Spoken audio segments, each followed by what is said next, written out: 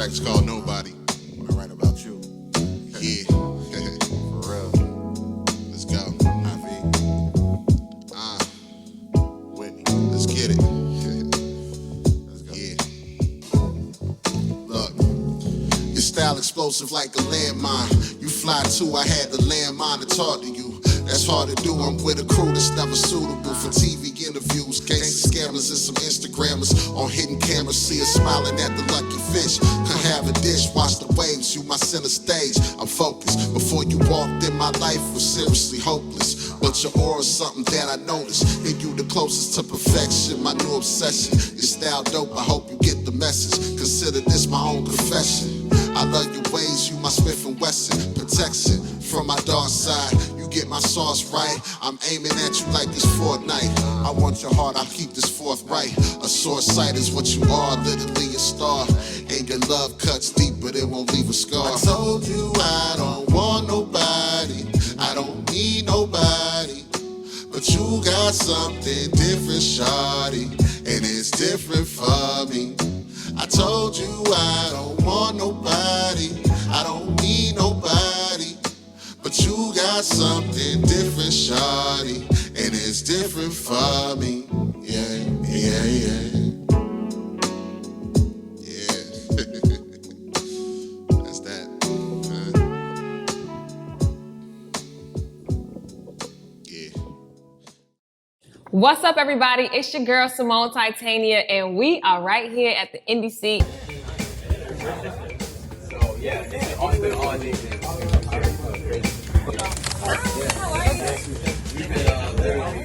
And today we have Ivy. What's up, Ivy? I'm here. What's going on? I'm good, man. It's so good to see you. I'm happy to be here with you, man. Yeah. I've checked out a few the episodes online. And Thank I'm you. excited. You got Mint Condition. You have so many performances coming up. Talk to us about that. Yeah, I'm on the tour right now, and then we just dropped the album Mint Condition on 420, and I'm excited about that. That was fully produced by my homies AC Ace and Ghost of Young Sage. Together they make Face Ghost, so they produced every record, and I came through with the raps. That's what's up. 8 tracks, right? 8 tracks, Yeah. And we did 8 because I feel like the number 8 represents infinity. So I just felt like that was like a perfect amount of songs, you know. If you can describe your music in one word, what would that be? I think for me it would be eclectic because I feel like my music has a lot of different flavors, you know what I'm saying? So I think if you're a fan of music, you're going to come through and find something that you like from me. And your genre, if you could have your own genre and title it, what would that be? All right, my genre, that's tough. I think it would be just fly lyrical content, like, you know, so it's like, it's good vibes on a musical level. You can kind of turn your brain off and listen to my music, but at the same time, if you're really into like people's pen game, then you're gonna come away with like the opinion that I'm dope. Okay. You know what I'm saying? So either or. I feel that. And what do you write about? Where do you get your inspiration from? You know, a lot of people ask me that because I drop so much music. I think I'm just able to tap into my emotions well, you know, and I think that took years of practice from like songwriting. So I think nowadays I can just take any emotion that I have and flip it into a record, you know, whether it's happy, sad, mad, I'm high on some weed, let me write this really vibey record, or maybe I'm drunk this night, so I'm gonna write a record about that. So I like to just write about whatever is happening in my life. So a lot of the times you hear music that represents maybe what I'm going through or what I have been through in the past.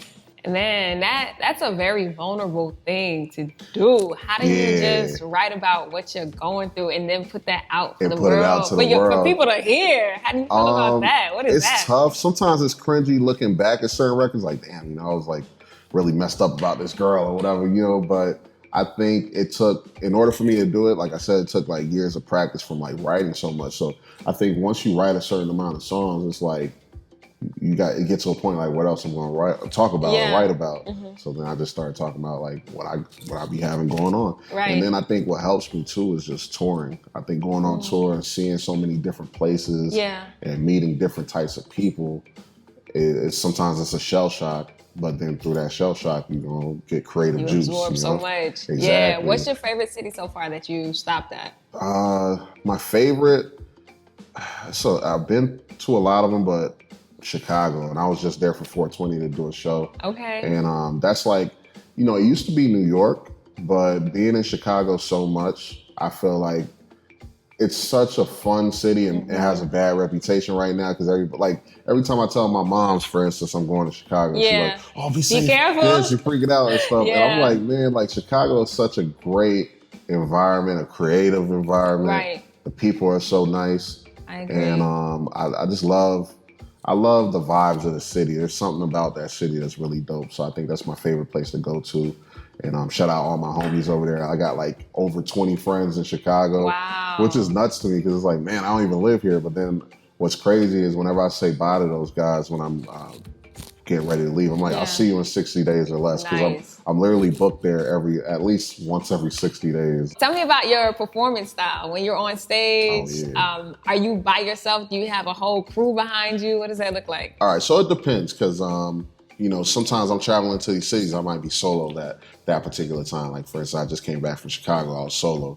So you might see me on stage solo, but then at the same time, especially if I'm down in Florida, I'm gonna have probably the whole team with me, whether it be my homeboy Brizzle Worrell or my girl be up there rapping. Yeah. Yeah, just any of the homies that are usually around me, typically they'll be on stage with me. That's amazing. It's always a good time. And then on stage, my vibe, I feel like, you know, in person, I'm real. Like I'm naturally, I feel like a really chill, laid back person. Yeah. But on stage, I feel like that's when I come alive. Absolutely. You know what I'm saying? So I think that's another layer of me is like my stage persona. I see you on social media a lot. And it seems like you're either posting about a show that you're doing or a collaboration that you're doing or some music that's dropping. Right. How do you handle all of that on a day-to-day? Because it almost seems like you post every other day. How is that? Well, thank you for saying that because that means I'm doing my job. Because just to make a long story a little short, back in the day, I had a cousin. He's an older cousin, so like I'm Haitian, so it's like an uncle to me. So he told me, he was like, "Yo, you're a rapper, right?" I'm like, "Yeah." He's like, "Bro, you ain't post in like a month." I think at that time I was trying to be like more mysterious, to have that mystique. Right. And he's like, "Nah, man, you got to be in people's faces." You know what I'm saying? So then I took that advice to the heart. And from there, I started just like being more active on social media, and I realized like, oh, okay, people like this. They're giving me responses back. So I kind of treat it like a job in a sense. Like I don't let myself go like over 3 days typically without like posting about something, you know. So it's like a little timer. So if I ain't posted 3 days, I got to make sure I'm on it. For sure. And it's simply because I feel like in this generation now, like it's kind of like ADHD. And I got a little bit of that myself. We all do, yeah. Yeah, exactly. So I feel like I just got to keep up with everybody. Yeah, and that's a good thing too, because social media is almost like a community, you know, and so when you're out there in the neighborhood amongst your community, you want to let them know, hey, I have this show coming up. Hey, I have this new merch coming out. And speaking of your merch, let's talk about the hat you have on right there. This is one of our newest hats right now. So my clothing brand is Dead Rapper Society. And we actually started it way back in 2011. I'm a big fan of like streetwear culture, Supreme and all that. But Diamond Supply was my favorite growing up. And I just loved that explosion back in the day. And I tried to do my own shirt line. I didn't even know what I was doing back then. Yeah. So then as I got deeper into the music side of things, and obviously what comes next is having your own merch. I was like, nah, I'm bringing this back. Because, we sold a few back in the day, but like, I learned a lot more now, so now it's like I know how to do it properly. So for sure. So yeah, I'm having a lot of fun designing all these. Like everything is made by me, so I'll be making all the designs. Yeah, I'm loving the colors and everything. I have to get one like that. Oh, thank you, I appreciate it. Yeah. So are you selling them at your shows? Yeah. Or, okay. So also online or online just too? Brolife.net for like all the apparel and stickers and different things. But for the hats, you have to go directly through me on Instagram. But at the shows too, we pull up with all the merch, hats, and we got stickers. I got hard copies of the CDs. So, I mean, if y'all ever see me at a show, please stop by the little table we got and and buy a piece of merch. It goes a long way. Oh, hey, what's up, guys? We are right here at WUUL Studios. This is where we are shooting the Indie Seat. And we want to thank WUUL Studios so much because they are one of our community supporters, and we appreciate all our community supporters. If you're an artist or business looking for a place to shoot anything that you can think of, they can do it, okay? So hit up WUUL Studios. They do hourly rentals, and you can book it right on their website. It's really simple, WUULstudios.com. Thank y'all so much. Again, check out WUUL Studios, and make sure you're checking out the Indie Seat too, all right? All right, y'all. Peace. Thank you. You're an entrepreneur, man. You're out here not only just slanging music, but you're slanging merch as well. Yeah. And how do you balance that? Well, for me, I feel like because of my creative output, I need different outlets. So, because I know you leave it up to me, I'm gonna drop an album every month. Mm-hmm. You know what I'm saying? So I need other outlets to be able to create. So I feel like that's something that clothing has took up for me, is just having a different avenue to let my brain create stuff. You know what I'm saying? So, yeah, but then also your flow of income too. Here on the Indie Seat, we like to talk about the business side of things as well. You know, so it's not only, let's say if you have a free show, which is incentive for people to purchase your merchandise. Exactly. You know? Yeah, it's important in that way too. Can't neglect that because it definitely helps. Every time I sell a few hats at a show, it feels good. You know what I'm saying? And then on the flip side, I love it too because it's wow, this person's gonna go and rock something I just made up out of my imagination. So I think I love that part of it too. Seeing other people wear it is always a cool vibe, and that's a way for them to connect too. Let's say somebody from Miami goes to Chicago and they're walking around with that hat on and see somebody else on the street with that hat on. You know, they're having a connection because of you and your business and your music. Exactly. Yeah. I feel like people these days don't. You know what it is? They don't realize how important having physical items are anymore because we're in such a digital world. But it's important to be able to hold a product, you know? So wow. Are you also selling CDs or is it all digital? We sell CDs too. Okay. Yep. And I know a lot of people, they don't have CD players and all that, so they wonder what am I going to do with this? But I look at it as memorabilia in a sense, because it's because first off, we don't mass produce, so nothing that I drop is going to be something that's thousands of copies. It's always in the hundreds. So if you own that CD, it's gonna be one of 200, one of 150, one of maybe tops is 500 tops. So that I look at as something later in life where you could flip that. You know what I'm saying? Because imagine if you had not to compare myself to him, but imagine if you had Kendrick Lamar's first mixtape back, still in mint condition. You know what that's worth now? I wish. You know what I'm saying? So I feel I put that out for people who are thinking in the long run. It's you're investing into me a little bit and investing in yourself by copying something of mine. Exactly. You know? Oh man, I'm gonna have to get a hat now and I need you to sign it. Oh, and that's another thing with my merch, right? So my thing is I try not to do the same colorway twice. So this is, I already had this colorway with the black brim and it had a cool little pink colorway to it. So that is now dead stock because we sold all of them. So this is the second version. So once I sell all these, that's dead stock. I'm not going to make another green one. So now, if you have that, you're one of the only people with that. You have any goals within the next 5 years for yourself? The next 5 years, what I want to do, I definitely want to tour internationally, outside of the United States. I haven't done that yet. So I think that's a big goal for me, is to be able to do maybe Europe or just anywhere outside of the United States market, because I think that's still very important to hit the global scene. And other than that, I want to just continue to be able to put more visual products out for the people. So not just audio, but I want to be able to have people see me more, Definitely music videos. Right now, I'm sitting on a couple videos, so you guys will be seeing that very soon. And just hopefully just gonna keep stacking them up and keep filming, because I think that's something that I've always wanted to do more videos, but I just had to find the right people that understand what I'm trying to bring to the table visually, because I want to do something cool. If you could offer advice to, let's say, an entrepreneur who wants to be a musician, rapper, have a clothing brand, chain brand, shirt brand, whatever, what type of advice would you offer them? You could tell them to the camera if you want. All right, advice to give an up-and-comer. I think don't quit.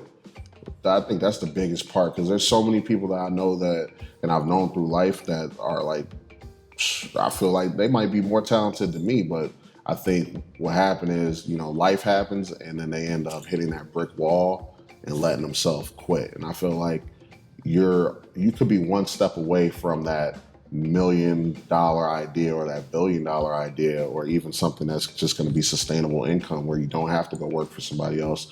So don't quit, because you never know what can happen. You know, I've seen people make it all the way up, you know, so you can get there basically. So any idea that you have, I say stick with it and see it through. You know, you might have come into this game doing t-shirts, but then next thing you know, you happen to do a hat that just popped and now you're a hat brand. Okay, roll with it, roll with the punches. So, you know, you can end up where you want to be if you just keep trying.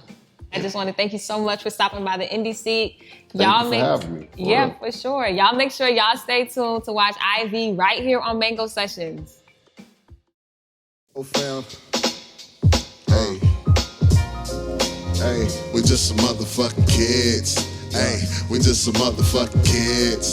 Hey, we just some motherfucking kids. We just some motherfucking. Hey, we just some motherfucking kids. Hey, we just some motherfucking kids. Yeah, we just some. R.I.P. to Mac Miller and everybody that we lost. Yo, peace to Mac, peace to Profound Beats on the track. Know y'all that haven't spoke of weed, just relax, lost plenty of my own shit, hurt me to the bone. Every Thanksgiving, all this pain written on my dome is on. Gotta carry on, representing strong for my home state. Florida niggas, so they fuck with me the long way. I'm getting high, so I'm writing what the bong say. Yippee-ki-yay, there is no delay. Hiding out by the border, tell the homie Odale. San Diego sipping Amaretta, it was written. Got some gang ties with homies that still living. I'm still giving up that fire that is through the wire. Y'all ain't really got desire, let me stoke your ire. I've been laying tracks, getting higher than a frequent flyer. Yo city, my city, think I got velocity. Every indie label wanna rock with me, stalking me. They hit my line so awkwardly, like, you ain't talking cash, why you bother me? Any season ass rappers throwing salt on me. I'd rather that than the chalk on me. Don't walk on me, immaculate concept of how I talk on beats. You feel the way, I bet your heart gon' beat. Knees is weak, SWs don't mean to trouble you, but your past short like it was covered too. And mine is novelette. Look at the and how they coalesce. My mind shine like a new Protect. You know the rest, only German engineering or a brand new Lex, that is sex. Sorry, dog, I ain't mean to flex, I've been blessed. Yeah, cause I've been blessed, huh? Hold up, huh? Look, we just some motherfucking kids. Yeah, we just some motherfucking kids. Yeah, we just some motherfucking kids. Yeah, we just some motherfucking, we just some motherfucking kids. Yeah, we just some motherfucking kids. Yeah, we just some motherfucking kids. Yeah, shout out to Matt, man. Yo, rest in peace, for real. Hey, most dope. Hey, most dope. Look, and most smoke. Yeah, let's get it, man. I'm Frank. I might be. Let's go. Yeah. Still, you hungry? I'm fucking starving, yo. Wait up a second, I'm taking a piss.